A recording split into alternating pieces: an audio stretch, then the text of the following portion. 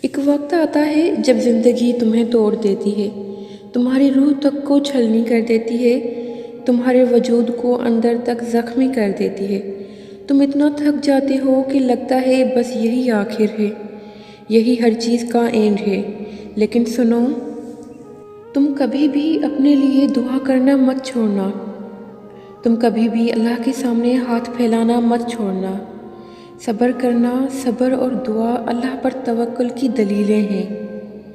ہر آزمائش تمہیں توڑنے کے لیے نہیں، اللہ سے جوڑنے کے لیے آتی ہے۔ اللہ کے سامنے رونے والے کمزور نہیں، وہ تو اللہ کے پیارے ہوتے ہیں۔ توکل رکھو کیونکہ تمہارا معجزہ ضرور ہوگا۔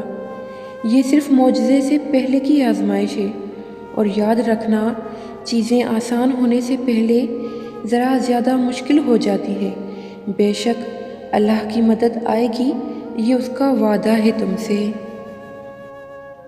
تم جو یوں آنکھوں میں آنسو لے کے مسکرا کر کہہ دیتے ہو اللہ ہے نا، سب کچھ ٹھیک کر دے گا، یقین مانو، یہ یقین تمہیں تمہاری منزل تک ضرور پہنچائے گا۔ وہ رب خوب جانتا ہے تمہاری حالت کو، صبر کرو ذرا۔ اور جہاں صبر کا مقام شروع ہوتا ہے وہاں محبتوں کی لازوال کہانیاں لکھی جاتی ہیں۔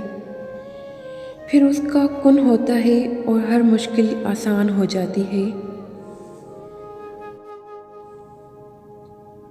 اور وہ دعائیں تو کبھی بھی رد نہیں کرتا، ہاں اپنے پاس سنبھال لیتا ہے، اور پھر وہ عطا کرتا ہے وہاں سے جہاں سے ہم نے گمان بھی نہیں کیا ہوتا۔